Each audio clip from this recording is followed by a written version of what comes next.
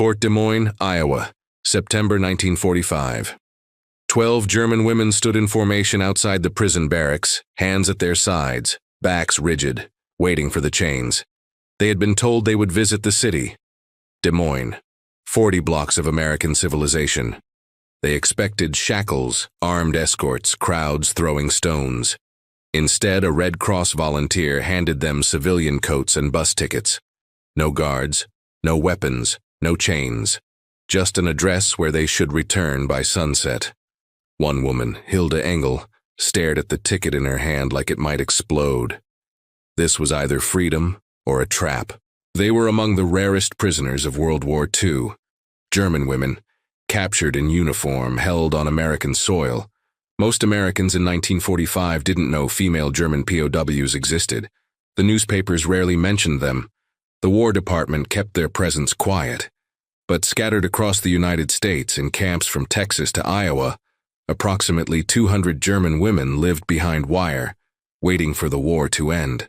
They were Luftwaffe auxiliaries, signals operators, radio technicians, anti-aircraft gun crews, women who had volunteered for military service when Germany was winning, when victory seemed inevitable, when the propaganda promised glory. Instead, they had been captured in France, Italy, North Africa, shipped across the Atlantic, interned in a country they had been taught to fear. Hilda Engel was 26 years old, from Hamburg. She had joined the Luftwaffe in 1942 as a signals operator, tracking Allied aircraft movements, directing German fighters. She was good at it, precise, calm under pressure. She had believed in the cause then, believed Germany was fighting for survival against savage enemies who would destroy European civilization. By 1944, belief had eroded into survival. The bombing of Hamburg had killed her mother and younger sister. Her father had been conscripted at age 53 and sent to the Eastern Front, never to return. When British forces captured her unit near Caen in July 1944, she felt relief more than fear. The war was over for her. She had survived. The transatlantic crossing had been surreal. A Liberty ship packed with male POWs, the women segregated in a separate hold. Guards who were professional but cold. No one knew what would happen to them. Rumors spread. They would be executed as spies. They would be sent to labor camps. They would be used for medical experiments. Nazi propaganda had prepared them for American brutality. Instead, they arrived at Fort Des Moines in August 1944. A Women's Army Corps training facility converted partially into a POW camp. The accommodation was basic but clean. Barracks with real beds, toilets that flushed, hot water for showers, meals 3 times daily. It was better than the last year in Germany had been. The other women in Hilda's barracks represented a cross-section of German military service. Greta Hoffmann, 31, had been an anti-aircraft gunner near Berlin. Lieselotte Klein, 19, a radio operator from Munich. Anna Weber, 28, a secretary at Luftwaffe headquarters in Frankfurt. Ursula Schneider, 24, a signals technician from Dresden. They formed a reluctant community. Some remained committed Nazis, bitter about defeat, defiant in captivity. Others, like Hilda, had lost faith gradually, the propaganda dissolving under the weight of reality. A few had never believed, but had joined for practical reasons. Employment, escape from bad situations, the allure of wearing a uniform. The American Guards were Women's Army Corps officers. This shocked the German prisoners initially, women guarding women. In Germany, female auxiliaries had always been supervised by male officers. The idea of women in command positions, carrying authority, making decisions, contradicted everything Nazi ideology had taught about proper gender roles. Captain Margaret Walsh commanded the POW section, 34 years old, from Boston. She had joined the WAC in 1942, trained at Fort Des Moines, and now supervised 60 German female prisoners. She approached her duty with practical compassion. They were prisoners, yes, but they were also women who had survived a war. She treated them firmly but fairly. The daily routine was structured but not harsh. Morning roll call at 7, breakfast in the mess hall, work assignments until noon, lunch, afternoon work, dinner at 6, Evening recreation time until lights out at 10. The work varied. Laundry, kitchen duty, maintenance, sewing. Nothing strategic or military, just the mundane labor of keeping a facility running. What struck the German women most profoundly was abundance. The meals were simple but substantial.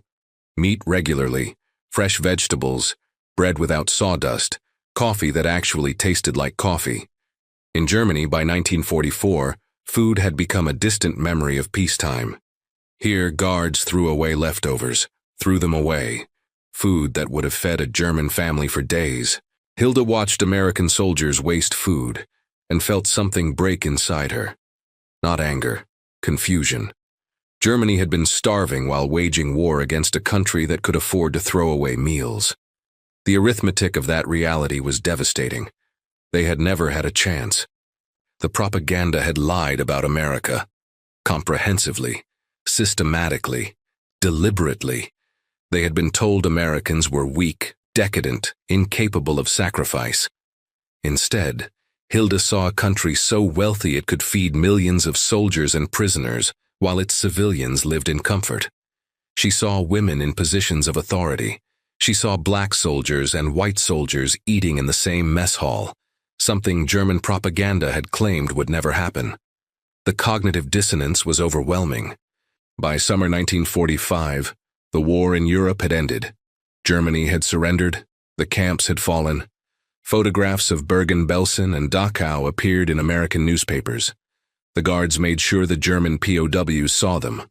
Long rows of corpses, living skeletons, mass graves, evidence of systematic horror. Some of the German women refused to believe the photographs were real. Propaganda, they insisted, staged images designed to demonize Germany. But Hilda looked at those pictures and recognized the truth. She had heard rumors during the war, whispers about camps in the East, transports of Jews. She had not wanted to believe them. Now she had no choice. The guilt was crushing. She had not personally committed atrocities. She had been a signals operator, tracking aircraft. But she had served a regime that had done this. She had believed, however briefly, in a cause that had led to these horrors. How did you reconcile that? How did you live with knowing you had been complicit, even peripherally, in evil? Captain Walsh watched the German women process the photographs. Some cried. Some went silent. Some became angry. Walsh didn't offer comfort. This was necessary confrontation. These women needed to understand what they had been part of, but she also saw their humanity. They were not monsters, they were people who had made choices in impossible circumstances. Some good choices, some terrible ones. The line between victim and perpetrator was thinner than anyone wanted to admit. September 1945. The war in the Pacific had ended with atomic fire over Japan. The entire global conflict was over. Now came the complicated question of what to do with prisoners. Male German POWs would be repatriated gradually, but Germany was destroyed, occupied, divided. There was no infrastructure to absorb millions of returning prisoners. The process would take years. Female POWs presented an additional complication. Many had no families to return to, no homes, no prospects. Repatriation meant sending them into chaos and starvation. Captain Walsh received orders from the War Department. The female POWs at Fort Des Moines would participate in a rehabilitation program. The goal was to prepare them for eventual repatriation by exposing them to American democratic values and way of life. This included supervised excursions into Des Moines. When Walsh announced the program at morning formation, the prisoners didn't believe her. Hilda stood at attention, listening to the translation, certain she had misunderstood. They would visit the city, without chains, without armed guards. They would ride public buses, visit shops, walk on streets. They needed only to return by sunset. "Why?" Greta Hoffman asked in broken English. "Why you trust us?" Captain Walsh considered the question. "Because the war is over. Because you're not dangerous. Because we want you to see what you were fighting against." That evening, the prisoners gathered in the barracks debating. Some refused to participate. It was a trap, they insisted. The Americans would let them go into the city, then arrest them. For attempted escape, Or worse, allow civilians to attack them. Nazi propaganda had claimed Americans were lawless, that mob violence was common. Walking unguarded through an American city seemed like suicide. But others were curious, Hilda among them. She wanted to see America beyond the wire, wanted to test whether the abundance she saw in the camp extended to civilian life, wanted to understand this country that had defeated Germany so thoroughly. 12 women volunteered for the first excursion. Hilda, Greta, Lieselot, Anna, Ursula, 7 others. Captain Walsh gave them each a civilian coat to wear over their prison uniforms, not to disguise them, but to make them less conspicuous. She gave them $5 each. Spending money. She gave them bus schedules and a map of downtown Des Moines. She gave them one rule: be back by sunset. No chains, no guards, just trust. The next morning, they assembled outside the barracks. The September air was cool, clean, carrying the smell of cut grass and distant industry. An army truck drove them to the bus stop on the edge of Des Moines. The driver, a young private from Nebraska, was friendly. "Good luck, ladies, don't get lost." Then they were alone. 12 German women standing at an American bus stop, waiting for public transportation. Hilda's heart hammered in her chest. This felt impossible. Prisoners of war, unguarded, about to ride a civilian bus into an American city. The bus arrived. The driver, an older man with gray hair and thick glasses, barely glanced at them. "Fare's 10 cents, he said. They paid with coins Captain Walsh had provided. Found seats. The bus pulled away. Through the windows, Des Moines unfolded. Tree-lined streets, houses with lawns, children riding bicycles, women pushing strollers, cars, dozens of cars driving freely, shops with full windows, no bomb damage, no rubble, no evidence that this country had been at war. Lieselot, the youngest, started crying silently. Anna reached over and took her hand. Greta stared out the window with an expression like grief. They had been told America was suffering, that the war had devastated the economy, that civilians were starving, that society was collapsing. Instead, they saw prosperity, normalcy, peace. The contrast with Germany, destroyed and starving, was unbearable. The bus stopped downtown. They got off, stood on the sidewalk. No one paid them any attention. People walked past, going about their business. No one stared. No one pointed. No one seemed to care that 12 foreign women with accents and uncertain expressions were standing on their street corner. Invisibility felt like safety and loss simultaneously. They were nobody here, not prisoners, not Germans, just people in a crowd. For women who had spent years defined by nationality, by war, by ideology, anonymity was disorienting. Hilda suggested they walk, aimlessly, just to see. The others agreed. They moved in a loose group, staying together for safety, for comfort, for courage. Downtown Des Moines was modest by big city standards, but overwhelming to women who had spent a year in captivity and years before that, in a country being bombed daily. The buildings were intact, 3 stories, 4 stories, solid brick and stone, windows unbroken, signs advertising goods in bright colors. They passed a bakery. The smell stopped them. Fresh bread, cake, pastries displayed in the window like jewels. Hilda thought about Hamburg, about bread made from sawdust and chestnuts, about ration cards that promised food that didn't exist. Here, bread was abundant enough to display casually in a window. "Should we go in?" Ursula asked in German. They hesitated. Then Greta pushed open the door. A bell chimed. The woman behind the counter looked up, smiled. "Good morning. What can I get for you?" The transaction was simple. They pointed to items. The woman wrapped them in paper. They paid with American coins. The woman thanked them. "Come back soon." Outside, they stood on the sidewalk holding pastries wrapped in white paper. Lieselot bit into hers and closed her eyes. Real butter, real sugar, flavor that seemed impossible. "We lost," Greta said quietly in German. "We lost so completely." They walked further, past a clothing store with dresses in the window, bright colors, full skirts, fashion that suggested abundance of fabric, of dye, of production capacity. In Germany, Clothing had been rationed since 1939. Dresses were patched, remade, passed down. New clothes were fantasies. A bookstore displayed novels and magazines. An appliance store showed radios and toasters. A toy store window was full of dolls and wooden trains and board games. Abundance everywhere. Not luxury. Just ordinary middle-class American abundance. The baseline standard of living that German propaganda had claimed was impossible. They reached a park. Green space in the middle of the city. Trees, benches, a fountain. People sat eating lunch. Children played on swings. An old man fed pigeons. Normal life. Peaceful life.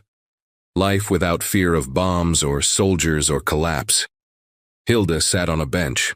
The others arranged themselves on nearby benches, still staying close. They sat in silence, watching Americans live their lives. A mother with 2 young children sat on the bench next to Hilda's. The children, a boy and girl, maybe 5 and 7 years old, chased each other around the fountain. The mother watched them with the relaxed attention of someone who felt safe. No worry about air raids, no fear of soldiers, no concern about finding enough food for the next meal. The little girl ran over to her mother, breathless and laughing. "Mama, can we get ice cream? After lunch, sweetheart." The girl ran back to her brother. The mother glanced at Hilda and smiled. "Kids," she said, "never stop moving." Hilda smiled back, not trusting her English enough to respond. The mother didn't seem to expect conversation. She was just being friendly, casual, the way people were when they felt safe in their world. But Hilda felt a crack forming in her chest. This woman had children the same age as her sister had been when she died in the Hamburg bombing. This woman didn't know what it meant to dig through rubble looking for a child's body. Didn't know the sound a mother makes when she realizes her daughter is dead. Didn't know the smell of a burning city. And that was good. That was how it should be. But the unfairness of it, the randomness of who suffered and who didn't, overwhelmed her. Anna noticed. Leaned over. "You okay?" she whispered in German. "No," Hilda said honestly, "but I will be." By early afternoon, the women had spread out slightly, still in pairs or small groups, but more confident, exploring. Greta and Ursula entered a department store. 5 floors of goods, clothing, household items, tools, furniture, toys.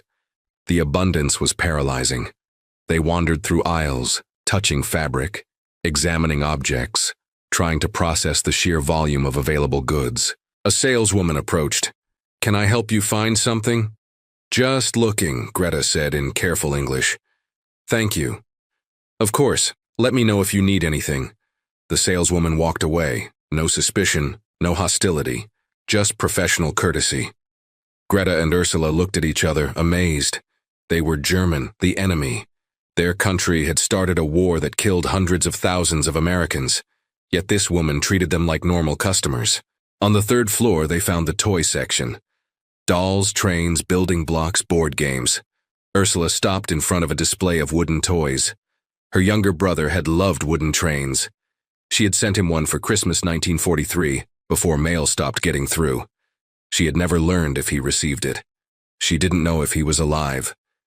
He would have been 10 now, she said quietly. Greta didn't ask who. She knew. Everyone had lost someone. Meanwhile, Lieselot and Anna had found a library.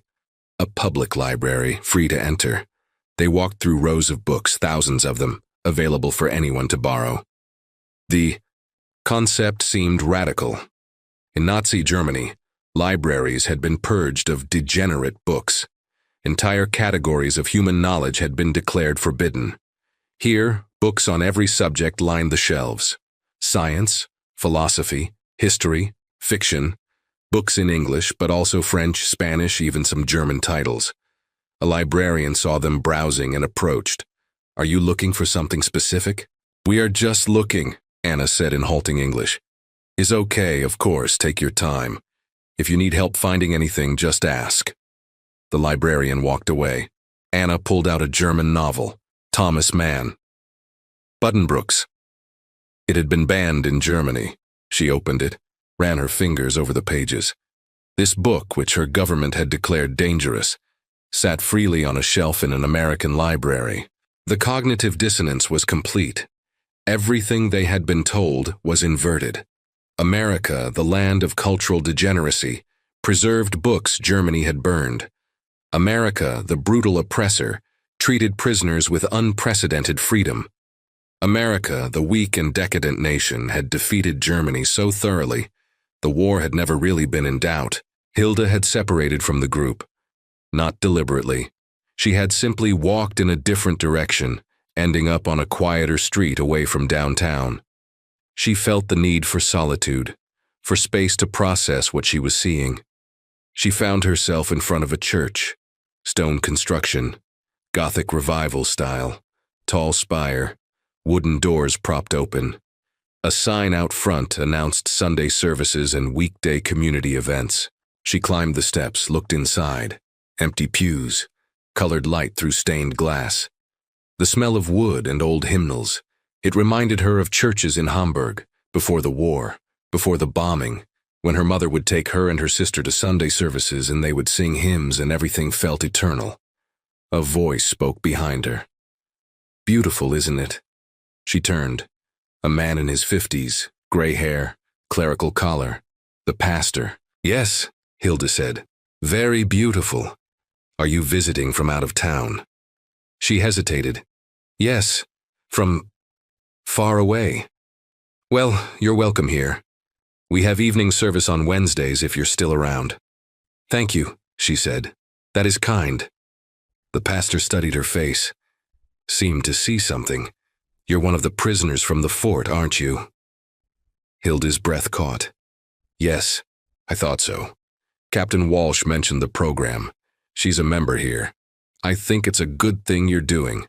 Seeing the city, seeing how people live." Hilda didn't know what to say. "I expected different," she managed. "Different how?" She gestured vaguely.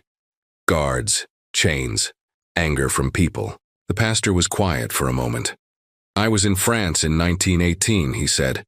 First war. I saw what happens when hate consumes everything, when we treat enemies as less than human. It doesn't end well for anyone." He paused. "You're not our enemy anymore. The war is over. Now we all have to figure out how to be human beings again." Tears surprised Hilda. She wiped them away quickly, embarrassed. "Sorry. Don't be." The pastor's voice was gentle. "Crying means you still feel things. That's good. That means you can heal." He left her there, went back to whatever pastoral duties filled his day. Hilda stood in the church doorway letting the tears come, not crying from sadness, crying from the release of tension she had carried for years, crying because this man had shown her kindness without requiring anything in return, crying because she was beginning to believe she might survive not just the war, but the aftermath. By late afternoon, the 12 women had naturally gravitated back together. They met at a diner Captain Walsh had marked on the map. A simple place, formica counters, red vinyl stools, the smell of coffee and fried food. They took seats at the counter. A waitress, maybe 40 years old, hair in a practical bun, approached with menus and a smile. "What can I get you, ladies?" "Coffee," Greta said in English. She had been practicing, for everyone. "And pie." The waitress laughed, a warm sound. "Any particular kind of pie, honey?" Greta looked confused. "Any kind," she said. "We've got apple, cherry, lemon meringue, and chocolate cream today." "Apple," Greta said, then looked at the others. "Alle Apfelkuchen?" Everyone nodded. 12 apple pies and 12 coffees, the waitress confirmed. "Coming right up." She returned with a tray of coffee cups and a pot, poured for each of them, then disappeared into the kitchen. The women sat at the counter, holding coffee cups, feeling surreal. "This is madness," Ursula said in German. "We are prisoners having coffee in a diner like tourists." "Maybe that's the point," Anna said. "Maybe they want us to see that we're not prisoners anymore." Not really. The pies arrived, generous slices with ice cream melting on top. The women ate in silence, savoring. Not because the pie was extraordinary, though it was good, but because eating pie in a diner while unguarded represented a freedom they had stopped believing existed. A man in his 60s sat down a few stools away, ordered coffee and pie, overheard them speaking German, glanced over with curiosity but not hostility. "You ladies from the fort?" he asked. "Yes," Hilda said. The man nodded. "My son was in Germany. Came back last month. Said it's pretty bad over there." "Yes," Hilda said quietly. "Very bad." "Well," the man stirred sugar into his coffee. "Hope it gets better. Nobody deserves to live in ruins." The simple statement carried profound weight. Nobody deserves to live in ruins, including Germans, including the enemy, including people whose government had started a catastrophic war. The pastor had said something similar. The capacity for Americans to separate individual humanity from national guilt was bewildering. The waitress brought the check. Greta paid, leaving a tip as Captain Walsh had instructed. The waitress smiled. "You ladies have a good day now. Come back anytime." Outside, the sun was lowering. They had maybe an hour before they needed to catch the bus back to the fort. They walked slowly toward the bus stop, reluctant to leave. "What did you think?" Anna asked in German. "Of today? I think we were lied to," Lieselotte said. "About everything." "I think," Hilda said slowly, "that the war destroyed Germany not just with bombs but with lies. We were told we were superior. We were told we would win. We were told our enemies were subhuman. Every single thing we were told was wrong." Greta was quiet for a long time. Then, "I think I need to become a different person. The person I was cannot exist in the world that actually is." The others understood. They had all reached similar conclusions at different moments throughout the day. The propaganda had been so comprehensive, so total, that undoing it meant rebuilding their entire understanding of reality. They caught the bus back to the fort as the sun set, painting the Iowa sky in shades of orange and purple. The ride was quiet. They sat together, processing, thinking. At the fort gates, Captain Walsh was waiting. She counted them as they got off the bus. 12 went out, 12 came back. She smiled. "How was it?" "Complicated," Hilda said in English. Walsh nodded. "Good, that means you actually looked, actually thought about what you saw." That evening, the 12 women gathered in the barracks. The others who hadn't gone crowded around, asking questions. "What was it like? What did you see? Did anyone attack you?" Hilda tried to explain. The abundance, the normality, the kindness, the complete absence of the brutality they had expected. Her words felt inadequate. Some of the listeners were skeptical. "Propaganda," they insisted. "The Americans staged it to confuse you." But Hilda knew better. You couldn't stage an entire functioning city. You couldn't hire thousands of actors to pretend normalcy. What she had seen was real. America was real. And that meant everything Germany had told them was false. Over the following weeks, more excursions were organized. Different groups of women. Different parts of Des Moines. Some visited farms outside the city, saw agricultural abundance. Some visited schools, saw children learning in buildings that had windows and books and heat. Some visited factories, saw production lines making consumer goods, not weapons. Each excursion dissolved more propaganda. Each encounter with ordinary Americans complicated the narrative of American savagery. Each moment of kindness or indifference chipped away at Nazi ideology. Not everyone changed. Some prisoners remained committed to their beliefs. Some refused to go on excursions. Some went but dismissed everything as lies and tricks. Ideological conviction is difficult to dislodge, especially when it's bound up with identity and meaning. But many women, like Hilda, began the slow process of deprogramming. They wrote letters home to Germany, describing what they had seen. They discussed among themselves what democracy might actually mean. They debated whether Germany could become something different after the war. Captain Walsh watched this transformation with quiet satisfaction. This was the true victory. Not just defeating Germany militarily, but defeating Nazism ideologically. Showing people that another way of organizing society was possible. That abundance and freedom could coexist. That individual dignity didn't require authoritarian control. In her reports to the War Department, Walsh wrote, "The supervised excursion program has proven highly effective at rehabilitation. The prisoners return from these visits with fundamentally altered perspectives on American society and democratic values. Many have begun actively questioning Nazi ideology. This program should be continued and expanded." The War Department agreed. The program became standard procedure at POW camps across America. Thousands of German prisoners, male and female, visited American cities and towns. Most experienced the same shock, the same cognitive dissonance, the same slow realization that they had been comprehensively deceived. Spring 1946. The repatriation process began.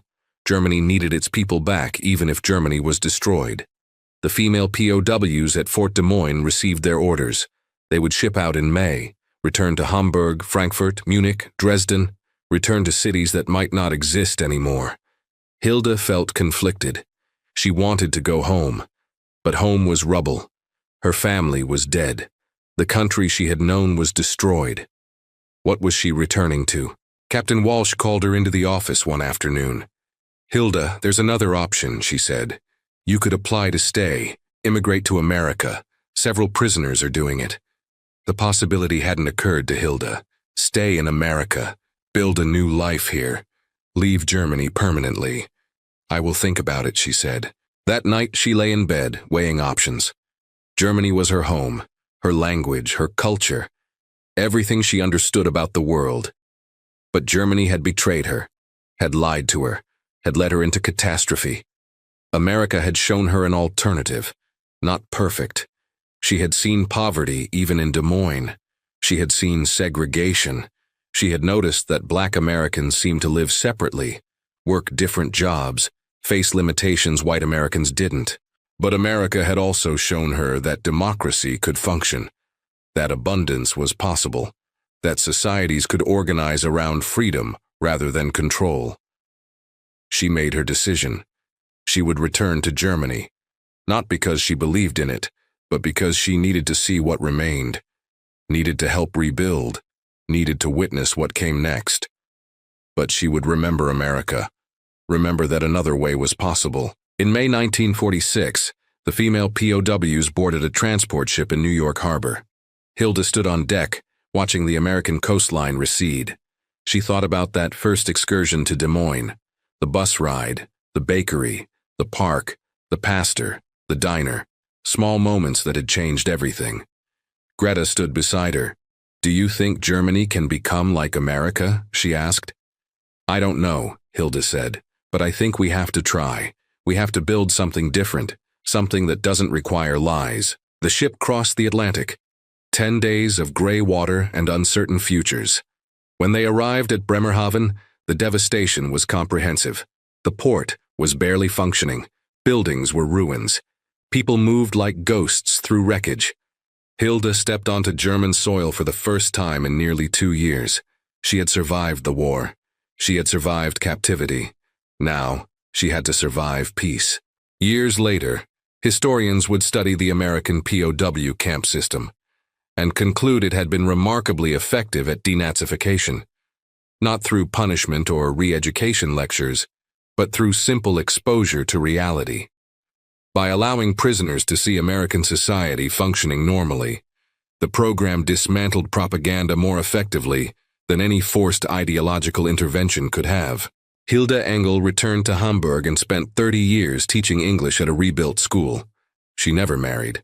She lived quietly, remembered privately, and occasionally told her students about the day she rode a bus through an American city without chains.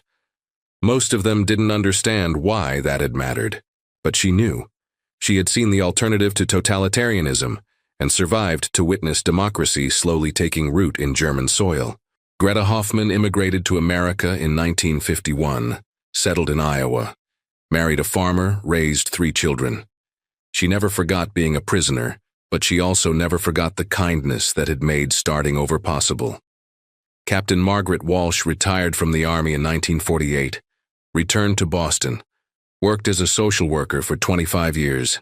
In interviews later in life, she said the POW program had been the most meaningful work of her military service. Teaching people that freedom was possible, she said, was the true victory of the war. The excursion program at Fort Des Moines lasted only 18 months, but it touched hundreds of lives. German women who had expected brutality found humanity. Americans who could have demanded revenge chose rehabilitation. In the small encounters of ordinary days, in bakeries and parks and diners, the real work of peace happened. The chains they expected never materialized. Instead, they found bus tickets and civilian coats and $5 bills. They found trust when they expected suspicion. They found abundance when they expected deprivation. They found a country that believed people could change. That belief, more than any bomb or battlefield victory, defeated the ideology that had plunged the world into war. Not through force, but through demonstration. Not through punishment, but through example. Not through chains, but through freedom. The women who walked through Des Moines without shackles carried that lesson back to Germany, carried it through decades of rebuilding, carried it into the democratic nation Germany would eventually become. The chains were never necessary. The chains had never been necessary. That was the revelation. That was the transformation. That was the story.